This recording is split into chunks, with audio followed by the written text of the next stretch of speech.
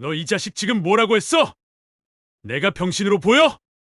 앞으로 함부로 입 놀리지 마, 이차시야! 길 위에 쓰러진 지역. 그러나 그는 오히려 해방감을 느낍니다. 맞을 짓을 했으니 맞았다고 스스로를 탓하는 순간 그의 삶은 또 다른 전환점을 맞이합니다. 과연 앞으로 어떤 이야기가 펼쳐질까요? 끝까지 지켜봐 주세요. 구독과 좋아요, 알림 설정 부탁드립니다. 이병신 같은 자식. 서울에서 돌아오는 낡은 트럭 안. 지역의 입에서 저도 모르게 욕설이 튀어나왔습니다. 자기 자신을 향한 자조였지만 옆자리에 앉은 떡대 좋은 인부의 귀에는 다르게 들렸습니다. 뭐라고 했어? 이 새끼야! 순간 트럭 안의 공기가 얼어붙었습니다. 인부의 손이 지역의 멱살을 움켜잡았고 그의 얼굴이 벌겋게 달아올랐습니다. 아니, 제가 저한테 한 말이에요. 오해입니다. 지역이 해명했지만 소용없었습니다. 내가 병신으로 보여? 어디 굴러먹다 온 나부랭이가 우리를 우습게 보는 거지? 트럭이 급정거했습니다. 야, 하루 종일 말 한마디 안 하더니 갑자기 욕이나 하고 내려! 인부가 지역을 트럭 밖으로 끌어냈습니다. 아스팔트에 내동댕이 쳐진 지역은 무릎이 까지는 것을 느꼈습니다. 퍽, 묵직한 주먹이 얼굴을 강타했습니다. 코에서 뜨거운 것이 흘러내렸습니다. 또 한 대가 날아왔고 지역은 길바닥에 나뒹굴었습니다. 앞으로 함부로 입 놀리지 마, 이 새끼야! 인부가 침을 뱉고 트럭으로 돌아갔습니다. 트럭이 시꺼먼 매연을 내뿜으며 사라졌습니다. 지역은 길바닥에 누운 채 하늘을 올려다봤습니다. 얼굴이 얼얼했지만 이상하게도 가슴 한구석이 시원해지는 것을 느꼈습니다. 마치 그동안 받아야 했던 벌을 이제야 받은 것처럼. 맞을 짓을 했으니 맞았지. 지역은 비틀거리며 일어났습니다. 코피를 닦으며 걷기 시작했습니다. 휴대폰은 여전히 꺼둔 상태였습니다. 가족들이 얼마나 걱정하고 있을지 알면서도 차마 전원 버튼을 누를 용기가 나지 않았습니다. 조금만 더 시간을 주세요. 그 시각, 지역의 집은 장례식장처럼 무거운 침묵이 감돌고 있었습니다. 오늘도 연락 없어? 다정이 상철에게 물었습니다. 그녀의 목소리는 며칠째 울어서 쉬어 있었습니다. 휴대폰도 계속 꺼져 있어. 직장도 안 다니는 애가 어딨는지 모르겠네. 거실 소파에 앉은 가족들은 모두 초췌한 얼굴이었습니다. 지화는 안절부절 못하며 계속 현관문을 바라봤고 수비는 부은 눈으로 휴대폰만 들여다보고 있었습니다. 형 SNS도 다 비활성화됐어. 친구들도 연락 안 된다고. 그때였습니다. TV에서 갑작스러운 속보 자막이 떴습니다. 긴급 속보입니다. 오늘 새벽 4시경 양수저수지에서 30대 초반으로 추정되는 남성의 시신이 발견되었습니다. 경찰은 극단적 선택으로 당장 꺼. 상철이 소리쳤습니다. 하지만 이미 늦었습니다. 모두의 얼굴이 하얗게 질려 있었습니다. 설마 우리 지역이는 아니겠지? 할머니 옥내의 손이 덜덜 떨렸습니다. 에이 아니야. 지역이가 그럴 리 없지. 다정이 외쳤지만 그녀의 눈에서는 이미 눈물이 주르륵 흘러내리고 있었습니다. 경찰서에 전화해봐야 하는 거 아니야? 수빈이 울먹이며 말했습니다. 야, 무슨 소리야. 형이 그럴 리가 있냐? 지환이 소리쳤지만 그의 목소리도 떨리고 있었습니다. 상철은 갑자기 벌떡 일어났습니다. 나 좀 바람 쐬고 올게. 여보, 어디 가려고? 그냥 밖에 좀. 상철은 현관으로 나갔습니다. 괜히 아들이 있진 않을까 생각하며 현관 앞 의자를 꺼내 앉아 골목 끝을 바라보는 것이었습니다. 여보, 들어와요. 감기 걸려요. 조금만. 혹시 지역이가 올지도 모르잖아. 정말 사고 난 게 아니라면 지역이도 생각이 있겠죠. 다정은 남편의 굽은 등을 보며 가슴이 미어졌습니다. 33년간 한 회사에서 성실히 일했던 남편이 요즘은 파지 줍는 일을 소일 삼아 하고 있기 때문입니다. 그렇습니다. 상철은 낮에는 구직 활동을 계속했지만 번번이 실패했습니다. 이력서는 훌륭하신데 저희가 찾는 연령대가, 경력은 충분하시지만 급여 조건이 매번 돌아오는 것은 거절뿐이었습니다. 결국 상철은 새벽 4시에 일어나 파지를 줍기 시작했습니다. 동네 사람들 눈에 띄지 않으려고 모자를 푹 눌러 쓰고 다녔습니다.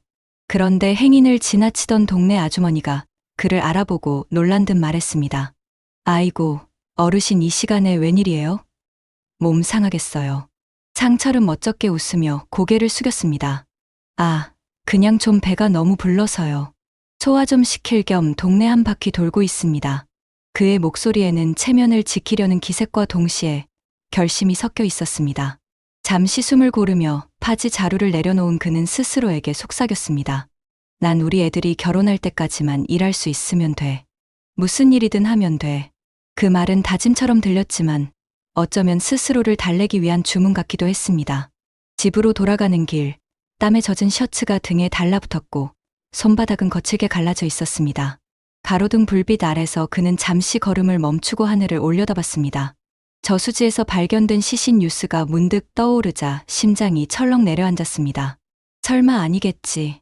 내 아들, 그럴 리가 있나. 걱정은 지워지지 않았지만 그는 끝내 고개를 끄덕이며 다시 발걸음을 옮겼습니다. 체면보다, 자존심보다 지금은 집안을 지키는 것이 우선이었습니다. 고생하셨어요. 고생이 아니야. 우리 지혁이도 찾아와야 하고, 지환이도 취업해야 하고, 수빈이도 결혼 준비해야 하잖아. 상철은 씻으러 들어가면서도 중얼거렸습니다. 지혁이만 무사히 돌아오면. 한편 은호는 카페에서 에스프레소 머신을 닦으며 복잡한 심경을 감추려 애썼습니다. 은호야, 또 그 선배 생각해? 수정이 걱정스럽게 물었습니다. 아니야. 이제 정리했어. 하지만 거짓말이었습니다. 지역의 결혼식장 이슈는 이제 더 이상 핫하지도 놀랍지도 않은 뉴스였지만 그 후로 지역이 잠적해버렸다는 얘기를 듣고는 분노가 치밀었습니다. 정말 무책임한 인간이야. 가족들은 얼마나 걱정하고 있을까. 퇴근 후 집에 돌아온 은호는 방 한구석에 쌓아둔 상자를 꺼냈습니다. 지역이 선물했던 인테리어 도구들이었습니다. 고급 제도용 펜, 디자인북, 각종 샘플들. 이런 거 왜 아직도 갖고 있지? 버려야 해. 은호는 쓰레기 봉투를 가져와 물건들을 하나씩 집어넣기 시작했습니다. 하지만 제도용 펜을 손에 들자 그날의 기억이 떠올랐습니다. 은호야, 이거 내가 꼭 필요하다고 했잖아. 비싸서 망설였다며. 선배, 이런 거 왜 사줘요? 비싸잖아요. 후배 성공하는 거 보고 싶어서. 너는 꼭 성공할 거야. 은호의 손이 멈췄습니다. 눈물이 핑 돌았습니다. 바보, 정말 바보 같은 사람.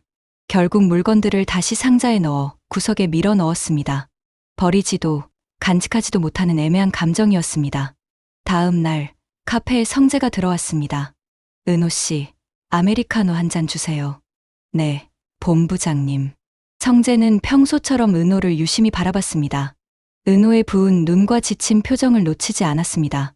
은호 씨, 혹시 괜찮으면 저녁 같이 먹을래요? 갑자기요?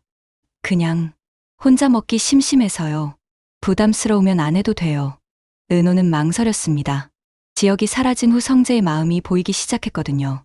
은호는 잠시 이렇게 멋진 본부장님이 남자로 보이지 않았던 이유가 스스로 궁금했습니다. 그러나 지금은 누군가와 밥을 먹을 기분이 아니었습니다. 죄송해요. 오늘은 약속이 있어서. 아, 그래요? 다음에 기회 되면 그때. 성재는 아쉬운 표정을 감추며 커피를 받아 들었습니다. 은호를 향한 마음은 점점 커지고 있었지만 지금은 때가 아니라는 것을 알았습니다. 지역은 며칠째 머물던 허름한 여관방에서 눈을 떴습니다. 곰팡이 냄새가 코를 찔렀고 벽지는 여기저기 떨어져 있었습니다. 거울 앞에 선 지역은 자신의 모습에 스스로도 놀랐습니다. 덥수룩한 수염, 푹 꺼진 눈, 뼈만 앙상하게 남은 얼굴. 마치 다른 사람을 보는 것 같았습니다. 이게 나라고? 이 지역이라고? 자조적인 웃음이 나왔습니다.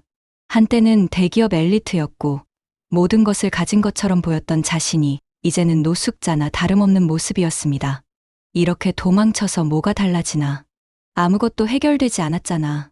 그때 갑자기 어떤 장소가 떠올랐습니다. 에델 보육원. 얼마 전 노가다를 하다가 옛 기억이 떠올라 도망쳤던 그곳이었습니다. 지역은 오랜만에 샤워를 하고 그나마 깨끗한 옷을 입었습니다. 그리고 천천히 보육원으로 향했습니다.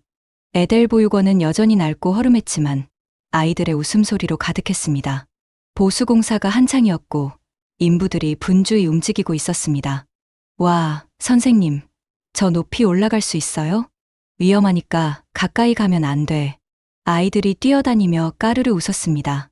그 해맑은 웃음을 보니 대학 시절이 떠올랐습니다. 그때의 지역은 정말 순수했습니다. 6개 대학 연합 봉사활동으로 이곳을 리모델링했을 때 세상을 바꿀 수 있다고 믿었습니다. 돈보다 가치가 중요했고 사랑도 순수했습니다. 그래, 여기서 정보아와 서재욱이 만났지. 정보아의 전 남친 서재욱은 이 보육원 출신이었습니다. 가난하지만 당당했던 청년. 정보아는 그를 진심으로 사랑했지만 집안의 반대로 헤어질 수밖에 없었습니다. 아저씨, 왜 여기 서 있어요? 어린 여자아이가 지역을 올려다봤습니다. 그냥 구경하고 있어. 아저씨도 여기 살았어요? 아니, 옛날에 여기 와본 적이 있어서. 그럼 우리 놀이터 구경시켜 줄게요. 엄청 재밌어요.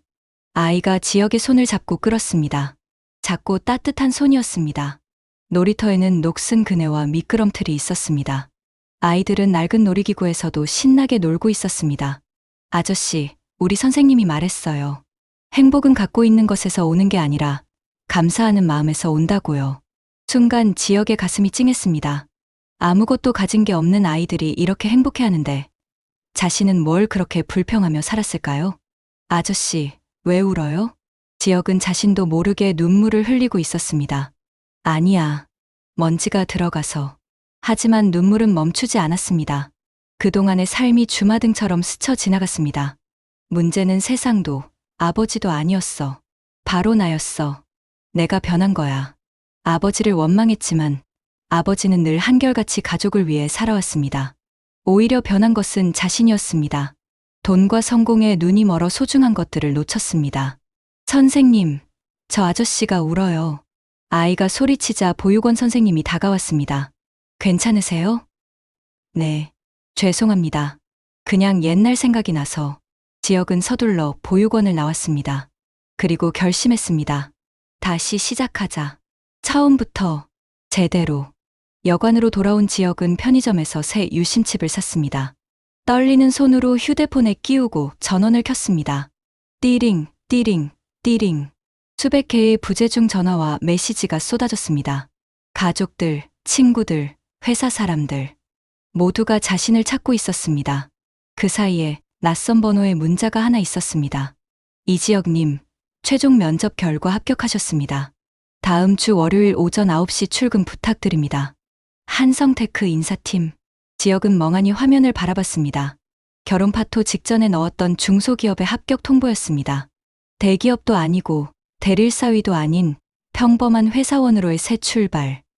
이게 기회인가? 지역은 천천히 가족들에게 문자를 보내려다 멈췄습니다. 아니다. 직접 가서 사과하자. 무릎이라도 꿇고. 이제는 더는 피하지 않겠다. 지역은 짐을 정리하고 서울행 버스에 올랐습니다. 서울에 도착한 지역은 집으로 바로 가지 못하고 은호의 카페 앞에 서 있었습니다. 얼마 전 우연히 마주쳤을 때 비겁하게 피했던 자신이 떠올랐습니다. 사과해야지. 최소한의 예의는 지켜야지. 하지만 카페 창문 너머로 보이는 광경에 지역은 발걸음을 멈췄습니다. 은호와 성재가 마주 앉아 있었습니다. 은호가 뭔가 재미있는 이야기를 하는지 손짓을 하며 말하고 있었고, 성재는 그런 은호를 따뜻한 눈빛으로 바라보고 있었습니다. 여기 케이크가 정말 맛있다면서요? 네, 이제 아셨어요? 성재가 은호의 머리에 붙은 먼지를 떼어주었습니다. 별것 아닌 행동이었지만 두 사람이 무척 다정해 보였습니다. 은호도 쑥스러운 듯 웃으며 고마워했습니다. 그래, 은호는 성재가 더 어울리지. 성재는 좋은 놈이니까. 지역은 쓴웃음을 지으며 돌아섰습니다. 이제 정말 모든 것을 내려놓을 때가 온 것 같았습니다. 밤 10시, 익숙한 골목길. 상철은 오늘도 현관 앞 의자에 앉아 있었습니다. 낡은 점퍼를 걸치고 손에는 보리차를 들고 있었습니다. 뉴스를 본 이후로 30이 넘은 아들이라 해도 혹시 어디서 헤매진 않을까 매일 밤 이 자리를 지켰습니다. 여보, 들어와요. 오늘도 안 올 거예요. 다정히 담요를 가져다 덮어주었습니다. 조금만 더. 혹시 모르잖아. 벌써 열흘째예요. 당신이 더 축나겠어요. 괜찮아. 나 튼튼해. 하지만 상철의 목소리는 힘이 없었습니다.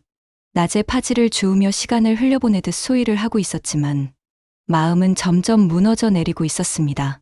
그때 골목 끝에서 누군가 걸어오는 것이 보였습니다. 처음에는 동네 주민인 줄 알았습니다. 하지만 걸음걸이가 낯익었습니다. 상철은 눈을 비볐습니다. 환상일까 두려웠습니다. 하지만 가로등 불빛 아래로 들어온 그 사람은 분명 지역이었습니다. 상철은 벌떡 일어났습니다. 보리차가 바닥에 쏟아졌지만 신경 쓸 겨를이 없었습니다. 지역아? 지역이 천천히 다가왔습니다. 수염은 깎았지만 여전히 초췌한 얼굴이었습니다. 아버지. 순간 상철의 안에서 무언가가 폭발했습니다. 안도감과 분노가 동시에 치밀어 올랐습니다. 이놈아. 상철의 목소리가 골목을 울렸습니다. 죽은 줄 알았다. 네가 죽은 줄 알았어. 이놈아. 상철의 손이 부들부들 떨렸습니다. 그 저수지 뉴스를 보고 느꼈던 공포, 아들을 잃을지도 모른다는 절망감이 다시 밀려왔습니다. 왜 연락도 안 하고 전화 한 통이 그렇게 어려웠어? 왜? 상철이 지역의 멱살을 잡았다가 놓았다가를 반복했습니다.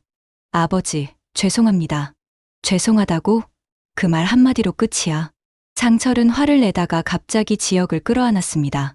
그리고 터져나오는 울음을 참지 못했습니다. 이놈아, 이놈아. 잘 왔다 아들아.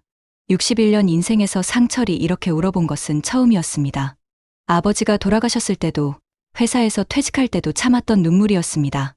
지역도 아버지를 꼭 안았습니다. 아버지의 등이 이렇게 작고 야윈 줄 몰랐습니다. 아버지, 정말 죄송합니다. 제가 잘못했습니다. 아니다. 왔으면 됐어. 지역은 오랜만에 가족과 함께 앉아 밥을 먹었습니다. 평범한 된장찌개였지만 세상에서 가장 맛있었습니다. 결국 문제는 세상도 아버지도 아닌 바로 자신이었음을 깨닫게 된 지역. 무너진 자리에서 다시 시작하려는 그의 결심이 앞으로 어떤 파장을 일으킬지 궁금해집니다. 함께 해주셔서 감사드리고 구독과 좋아요, 알림 설정 부탁드립니다. 다음 회차에서 또 뵙겠습니다.